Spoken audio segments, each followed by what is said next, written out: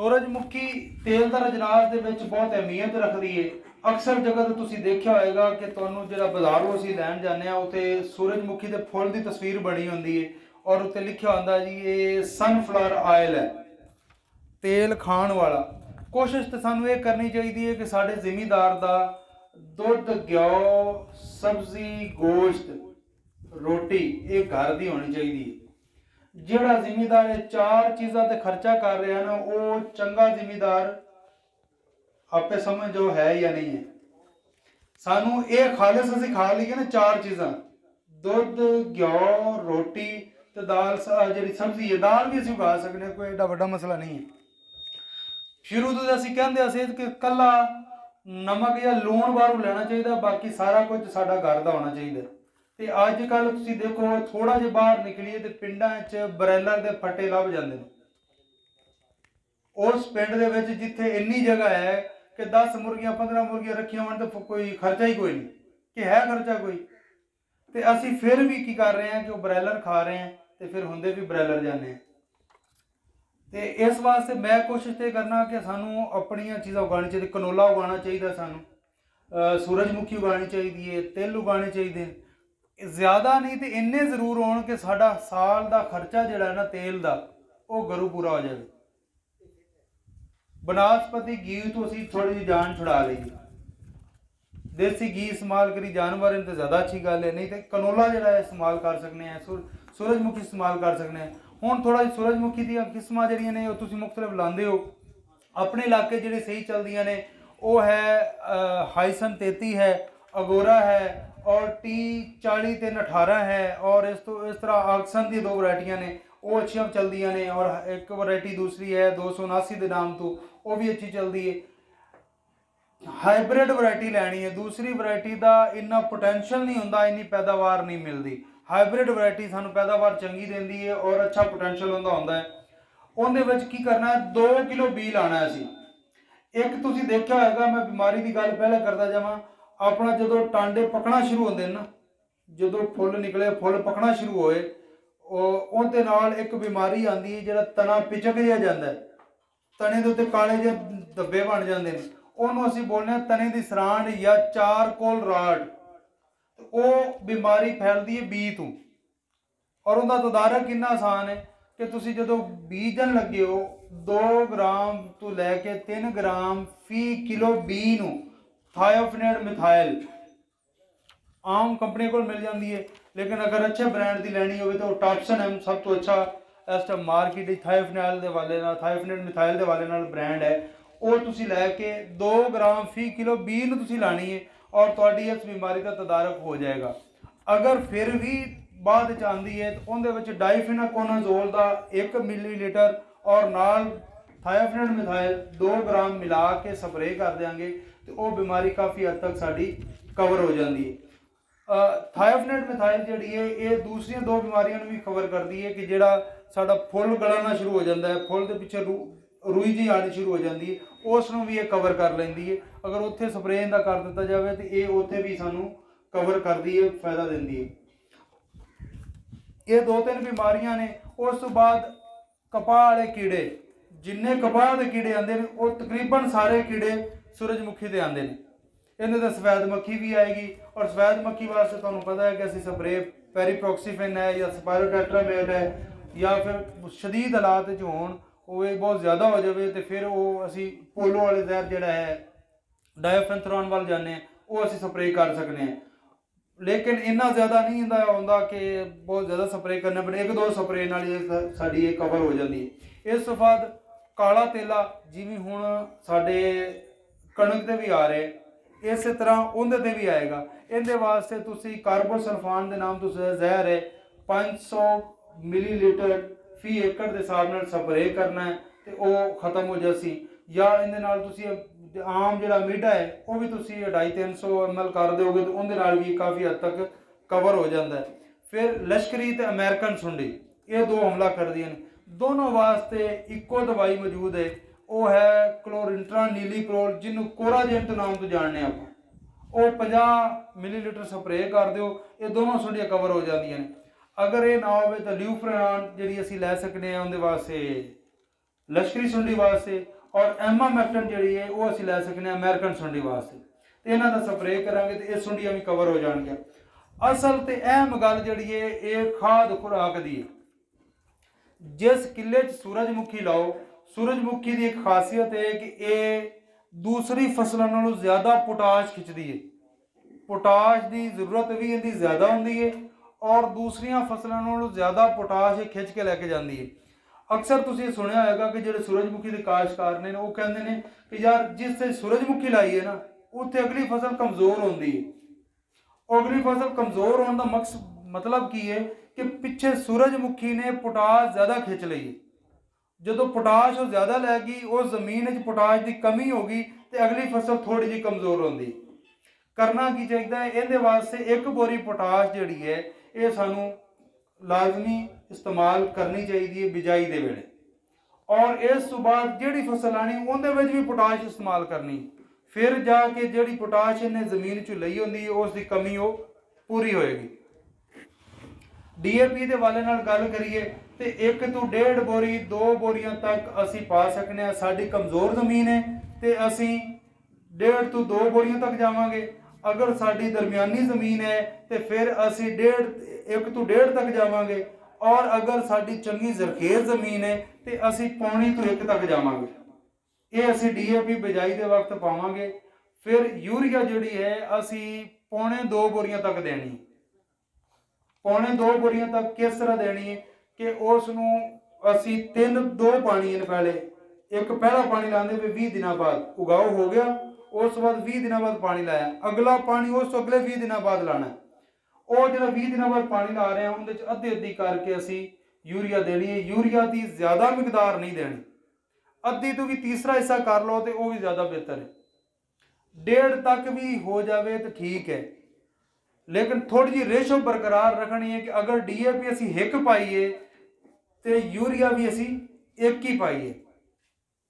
अगर DAP असी 1.5 पाइए तो यूरिया असी 1.5 पाइए। इस तरीके नाल इहनूं लैके चलना है। तो अगला पानी लाना है, जो 2 पानी इस तरह हो गए, अगला पानी लाना है फुल निकलन ते, फिर दाना बनन ते, और तीसरा दाने की भराई के टाइम, 5वां पानी। ये 5 पानी लगणगे। लेकिन जी असी लाने ना जुलाई अगस्त में आके उस दे पानी 1-2 इजाफी लग जाते हैं, लेकिन बहारिया के 5 पानी काफ़ी होंगे। अगर किसी टाइम थोड़ी फसल महसूस करावे कि पानी मंगती पई है या पानी की जरूरत है तो उस दरमियान भी असी पानी ला सकते। मौसम को वेखते हुए पानी लाना चाहिए। सब तो अहम जो पानी अगर गल करो ना, अक्सर असी आखने जी आखिरी पानी जो लाने लगने ना, कणक के भी ये सोचने हैं, और सरसों लाई उन्हें भी असी ये सोच रहे होने हैं, और इहदे भी कि यार हुण लाया ना तो फसल डिग जाएगी। आखिरी पानी जो दाना बनता पाया, दाने की भराई हो रही है, वो पानी बहुत अहम होंदा है। फसल दे वत्तर होवे तो फिर नहीं लाना, वत्तर कम होवे तो वो पानी लाजमी लाना है, लेकिन लाना भर के नहीं है, वो पतला पानी लाना है, ताकि वो फसल दे विच जो खुराक की तरसील का अमल है ना, खुराक जी दाने तक जा रही है वो तरतीब चलती रहे, वो पहुँचती रहे। अगर असी वो पानी ना लाया, वत्तर खुश्क हो गया तो दाना साड़ा पिचक जाता है तो पैदावार साड़ी कम हो जाती है। मैं अपना मौजा है सवाई वाला, उनके एक जिमीदार ने मेरा मशवरा इस तरह किया, सरों के आखिरी फुल कोई एक फुल नज़र आ रहा सी, बाकी सारी फलियां बन चुकियां सी। नाल 2 किले खड़े ने, उन्हें कहा पानी लाइए कि ना लाइए। मैं कहा यार तू पानी ला दे। उन्हें कहा जी मेरा दिल नहीं मनता, मैं पानी नहीं लाना चाहता। फिर करते करते मैं उन्होंने मनाया, मैं कहा यार इस तरह कर, 1 एकड़ नूं ला ले, 1 नूं ना ला।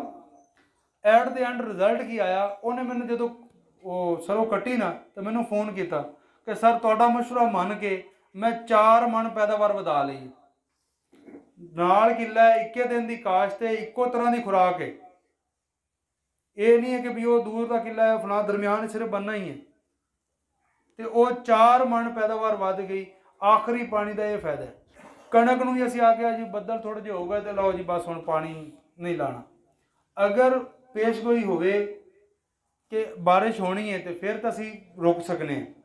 बारिश नहीं होनी तो दाना जो बनता पाया तो थोड़ा जिहा कणक दे मैं दसदा भी जावां, दाना कढ़ना है, मुख्त 4-5 जगह तो सिट्टा लैना है, उन्होंने दबाना है। अगर उहदे चों लेसदार मादा गाढ़ा जिहा निकले तो पानी लाना है, अगर पतला निकले तो पानी नहीं लाना। ये सादा जिहा फार्मूला है। एक फार्मूला होर जिहड़ा शेख साहब अक्सर गल भी करते हैं कि जमीन में जाना रंग बदलन तो पहले पहले, अगर दूसरी गल करी तो 25 मार्च आखिरी तारीख होंदी है कणक नूं आखिरी पानी मार लावन दी, 15-20 तो 25 मार्च मुख्तलिफ हिसाब के नाल कणक नूं वेख ते कर चलना पैंदा। अगर तुसीं थोड़ा जिहा टोया मारो, मिट्टी हत्थ चलाओ 6 इंच का टोया होवे, और अगर तुहाडा हाथ गिला हो रहा है, तुहानूं बत्तर लग रहा है और पिन्नी बन गई है तो इसका मतलब है पानी की कमी नहीं है। और अगर वो पिन्नी नहीं बनी, हाथ तुहाडा गिला नहीं होया तो इसका मतलब है कि फसल पानी मांग रही है।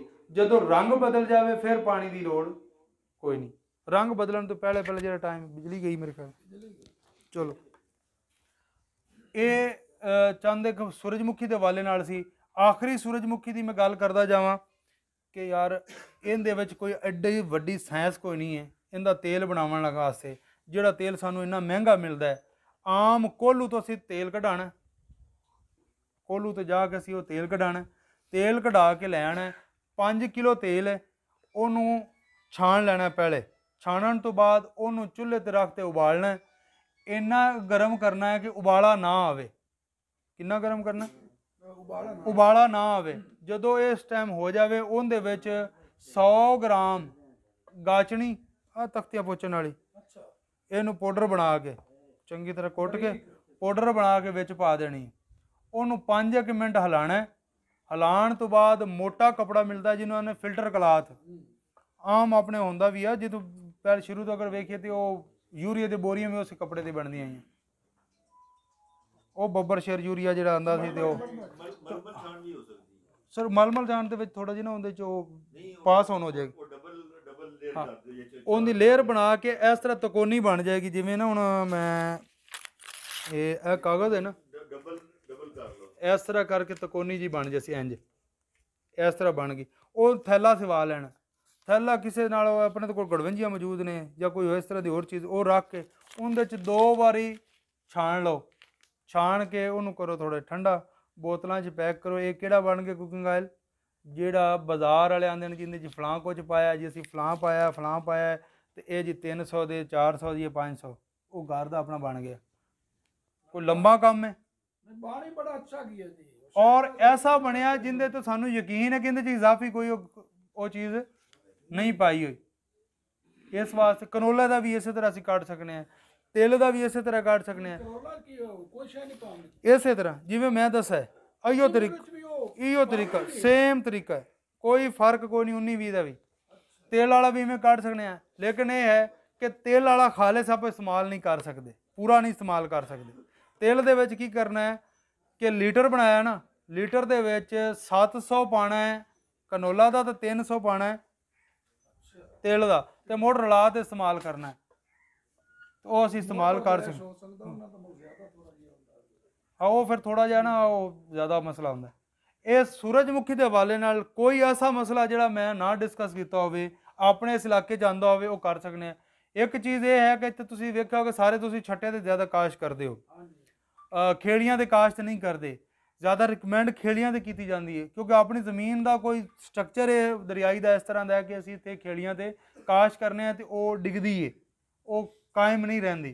तो इस वास्ते अगर ड्रिल कर दईए तो ड्रिल भी अस की जा सकती है, पोर बना के किया जा सकता है, बलदां वाला बोर नाल कर सकते हैं। हुण तो बंदियां वाला बोर भी आ गया, वो आ गया पोर भी, वो सरिये का बन जाता। बिजली वाले जिहड़े पाइप नहीं होंदे वो ला के उत्ते बोतल कट के लाते हैं, तो उहदे विच वो थल्लों छोटा जिहा इस तरह बनवा के वो काश कर लेंगे। 2 किलो बीज तुहानूं मैं पहले दस्सिआ है, तो बीज नूं जहर जरूर लानी है। फसल नूं हुण नज़र च रखना है। 5 पानी अहम ने। पहला पानी उगाओ तो 20 दिन, अगले 20 दिन छड़ के उस तो बाद अगला पानी फुल्लां ते, अगला पानी दाने दे बनन ते, और उस तो अगला पानी दाने दी फुੱਲ बराई दे टाइम। ये 5 पानी ने। आखिर ते आके साडा एक मसला बनता है कि साडे जिहड़ी ना असीं सूरजमुखी कट के रख लईए, कड्ढनी होवे ते कड्ढनी किस तरह है कि अगर ज़्यादा तो फिर तो थ्रैशर नाल कड्ढनी है, वो तो असीं कट के 2-3 दिन धुੱਪ लवा के करांगे। अगर थोड़ी है डंडा नाल कढ़नी है तो जिवें कट्टी है उस दिन या अगले दिन उन्होंने कढ़ लो। ਜੇ ਲੇਟ ਕਰਾਂਗੇ ਤੇ ਫਿਰ ਡੰਡੇ ਜਦੋਂ ਮਾਰਾਂਗੇ ਤੇ ਉਹ ਦਾਣਾ ਟੁੱਟੇਗਾ। ਤੇ ਅਗਰ ਭਰ ਕੇ ਰੱਖਣੀ ਹੈ, ਮਾਰਕੀ ਰੇਟ ਚੰਗਾ ਨਹੀਂ ਹੈ ਤੇ ਭਰ ਕੇ ਰੱਖਣੀ ਹੈ, ਤੇ ਉਹਦੇ ਵਿੱਚ ਦੋ ਸ਼ਰਤਾਂ ਪੂਰੀਆਂ ਹੋਣੀਆਂ ਚਾਹੀਦੀਆਂ ਨੇ। ਇੱਕ, ਉਹਦੀ ਨਮੀ ਜਿਹੜੀ ਹੈ ਨਾ ਉਹਦੇ ਵਿੱਚ ਉਹ 8% ਤੋਂ ਕਮ ਹੋਵੇ। ਕਿੰਨੀ ਹੋਵੇ? 8% ਤੋਂ ਕਮ, ਤੇ ਕਚਰਾ 2% ਤੋਂ ਕਮ ਹੋਣਾ ਚਾਹੀਦਾ। ਫਿਰ ਉਹਨੂੰ ਸਟੋਰ ਕਰੋਗੇ ਤੇ ਉਹਨੂੰ ਕੀੜਾ ਵੀ ਕਾਲ ਨਾਲ ਨਹੀਂ ਲੱਗੇਗਾ। ਅਗਰ ਥੋੜੀ ਜਿਹੀ ਗਿੱਲੀ ਰੱਖ ਲਈ ਤੇ ਫਿਰ ਉਹਨੂੰ ਕੀੜਾ ਲੱਗ ਜਾਏਗਾ। ਇਹ ਹਨ ਸੂਰਜਮੁਖੀ ਦੇ ਹਵਾਲੇ ਨਾਲ ਗੱਲਾਂ।